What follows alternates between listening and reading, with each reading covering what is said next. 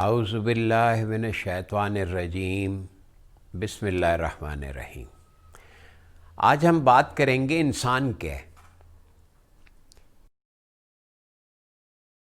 انسان ہم کسے کہتے ہیں؟ انسان کا لفظ کیا ہے؟ انسان ہے کیا اور اس کی اور چھور کیا ہے؟ یہ کیا چیز ہے؟ یہ کیوں ہے؟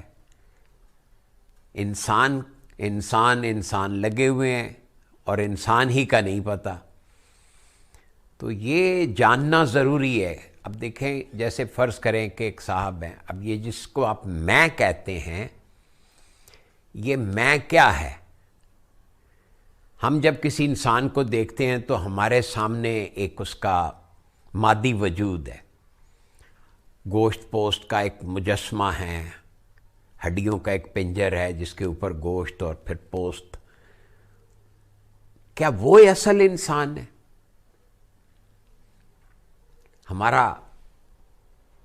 مشاہدہ کیا کہتا ہے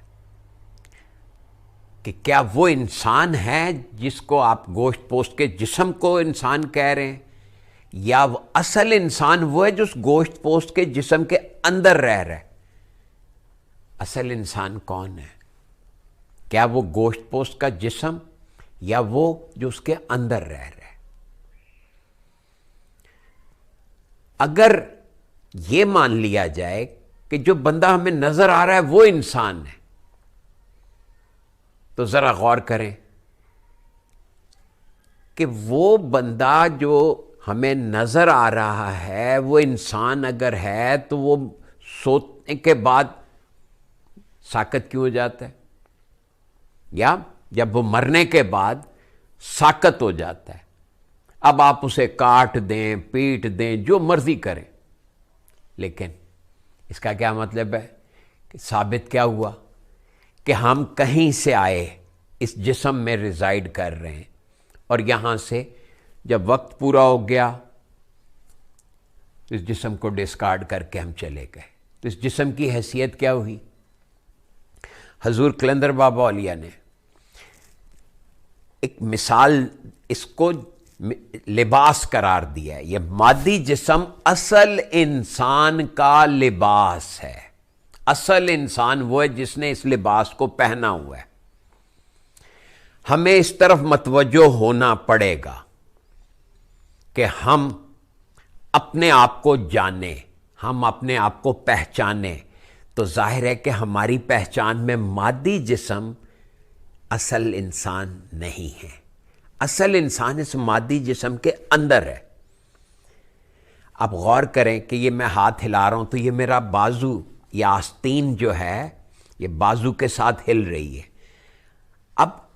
اب ہم اتنے سیانے ہیں کہ یہ مانتے ہیں کہ یہ آستین خود نہیں ہل رہی، یہ بازو کی وجہ سے ہل رہی ہے۔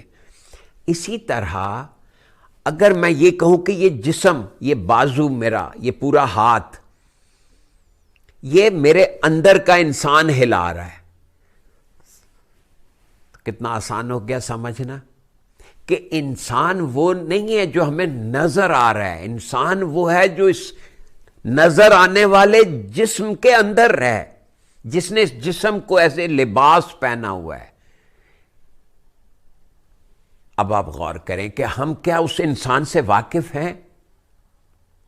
وہ انسان جو میرے اس مادی وجود کے اندر رہ رہا ہے، کیا میں اسے جانتا ہوں؟ آپ خود سے پوچھیں، میں خود سے پوچھتا ہوں، تو جواب ہے کہ نہیں، ہم نہیں جانتے۔ اب ہم کہتے ہیں میں کہہ رہا ہوں، میں بول رہا ہوں، لیکن اگر آپ غور کریں تو میں کب بول رہا ہوں؟ میرے تو ہونٹ ہل رہے ہیں۔ میں کہتا ہوں میں دیکھ رہا ہوں، حالانکہ میری تو آنکھیں دیکھ رہی ہیں۔ یعنی انسان اصل میں اندر سے ان اعضاء کو استعمال کرتے ہوئے کہیں دیکھ رہا ہے، کہیں سن رہا ہے، کہیں سونگھ رہا ہے، کہیں چکھ رہا ہے، کہیں چھو رہا ہے۔ یہ جو پانچوں کام کر رہا ہے، یہ کون کر رہا ہے؟ یہ میں کر رہا ہوں۔ یہ میں جو ہے یہ ہے وہ اصل انسان، اس کا ظاہری طور پہ ہم نے کوئی نام رکھ دیا، کسی کا زید، کسی کا عمر، کسی کا بکر۔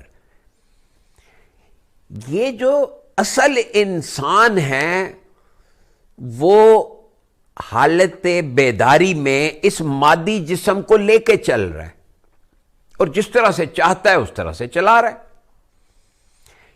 جب ہم سو جاتے ہیں، جب ہمارا اصل انسان یہ دیکھتا ہے کہ یہ مادی جسم کو پراپرلی اس طرح سے وہ کام نہیں کر سکتا جو وہ کرنا چاہ رہا ہے، تو کیا کرتا ہے؟ وہ اسے سلا دیتا ہے اور خود آزاد ہو جاتا ہے، یا اس مادی وجود کی قید سے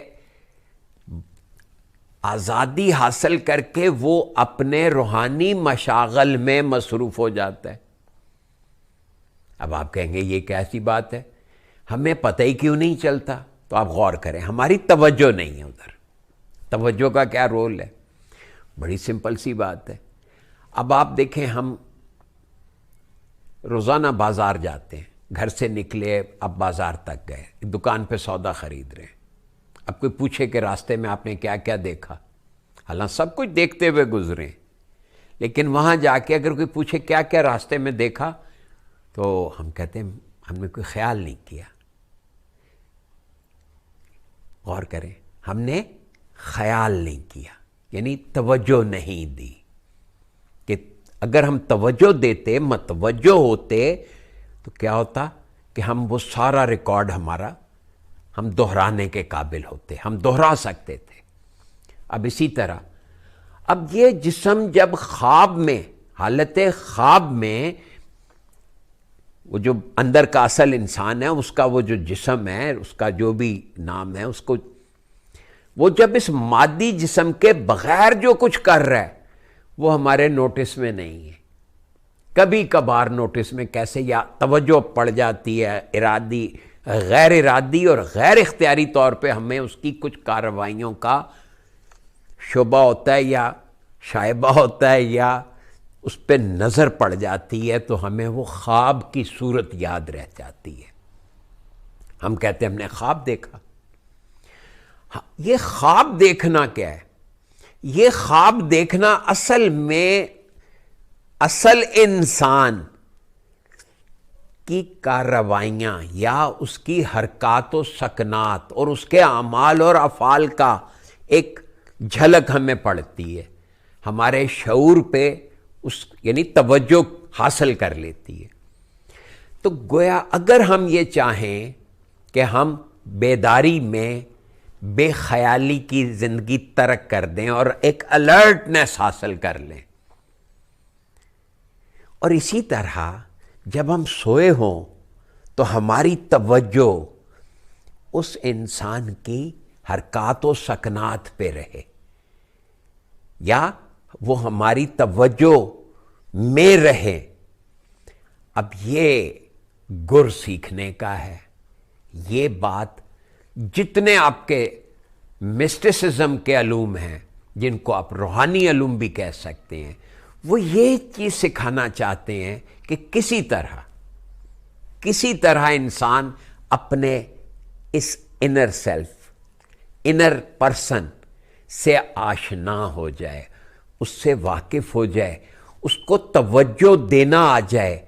بیداری میں وہ جس طرح ماحول کی چیزوں کو نوٹ کرتا ہے، وہ اپنے انر سیلف کے موومنٹس کو یا اس کی حرکات و سکنات کو یا اس کی تحریکات کو اس کی توجہ میں رہ سکے۔ اسی طرح جب یہ پریکٹس ہو جاتی ہے تو وہ سوتے میں پھر جو کچھ کرتا ہے وہاں پہ بھی ایک الرٹنس ہے۔ دیکھیں، بیداری کا سارا زیادہ وقفہ جو ہے وہ بے خیالی میں گزرا، اور نیند کے دوران، سونے کے دوران کا سارا وقفہ بے خبری میں گزرا۔ یہ بے خیالی اور بے خبری ہم پہ طاری اور حاوی اور چھائی ہوئی ہے۔ ہمیں بے خیالی، بیداری میں بے خیالی سے باہر آنا ہے، اور خواب میں بے خبری سے۔ بے خبری کو اگر ہم ترک کریں گے ہم باخبر ہو سکیں گے، اور اگر ہم اپنے انر سیلف، اپنے باطنی وجود، باطنی انسان، اصل انسان کی حرکات و سکنات کو سے باخبر ہو سکیں گے، تو آپ یقین کیجئے آپ ایک روحانی انسان بن جائیں گے، آپ ایک سپر ہیومن بینگ بننے کی طرف اپنا سفر جاری رکھ سکیں گے۔ میں ایک بات اور عرض کر دیتا ہوں، دیکھیے حضور علیہ الصلوۃ والسلام کا ارشاد علی مقام ہے، من عرف نفسہ فقد عرف ربہ۔ حضور علیہ الصلوۃ والسلام ارشاد فرما رہے ہیں فقد، یہ جو لفظ ہے کہ پہچانا اس نے جس نے خود کو پہچانا وہی رب کو پہچان سکتا ہے، یا پہچانا اس نے، جانا جس نے خود کو، فقد کا ترجمہ آپ کریں صرف وہ جان سکتا ہے اپنے رب کو۔ اگر آپ خود شناسی سے آگاہ ہوں گے تو خدا شناس ہو سکیں گے۔ خود شناسی سے خدا شناسی تک کا سفر کہاں سے شروع ہوگا؟ جب آپ اپنے اندر کے اصل انسان سے یعنی کہ باخبر ہو سکیں گے اور توجہ کو اس پہ مرکوز کرنا سیکھ لیں گے۔ یہ جتنے یوگا کے یا جتنے آپ کے روحانیت میں سو مچ سو کہ مذہب کی ساری عبادات کا اصل مقصد یہ ہے کہ کسی طرح انسان اپنے انر سیلف سے، یعنی یہ جو آپ کا اصل انسان ہے جس کو ہم انر سیلف کہتے ہیں، اصل میں یہ اس اصل انسان کو ریفر کیا جا رہا ہے، جو نیند میں جو وہ کام کرتا ہے، یا جو ہمیں سلا کے ہمارے اس مادی جسم کو سلا کر وہ جو کچھ بھی کرتا ہے، یہ اس کے روحانی مشاغل کہلاتے ہیں۔ وہ کھاتا بھی ہے، وہ پیتا بھی ہے، وہ سوتا بھی ہے، وہ جاگتا بھی ہے، وہ خواب کی حالت میں کھاتا پیتا چلتا پھرتا اور دیگر سارے کام کرتا ہے جو خواب میں دیکھتے ہیں ہم، اور ہم انہی سے بے خبر رہتے ہیں۔ اگر کہیں غیر ارادی، غیر اختیاری طور پہ وہ توجہ، یعنی نظر پڑ جائے ہماری کہ وہ کیا کر رہا ہے، یا کسی وجہ سے وہ توجہ کے زون میں آ جائیں اس کے، جو وہ اندر کا اصل انسان کر رہا ہوتا ہے، تو آپ اٹھتے ہیں تو کہتے ہیں میں نے یہ دیکھا تو میں نے وہ دیکھا۔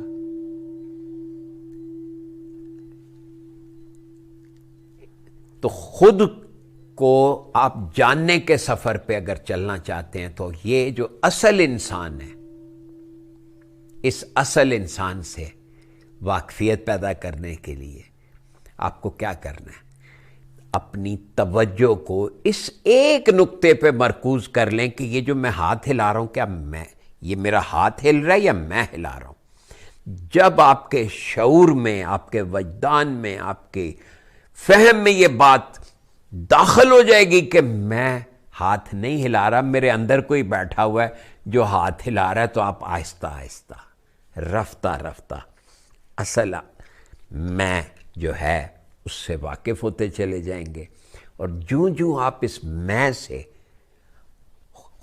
آگاہ ہوں گے تو آپ خود آگہی کے سفر پہ بڑھتے بڑھتے خدا آگاہی تک جا سکیں گے۔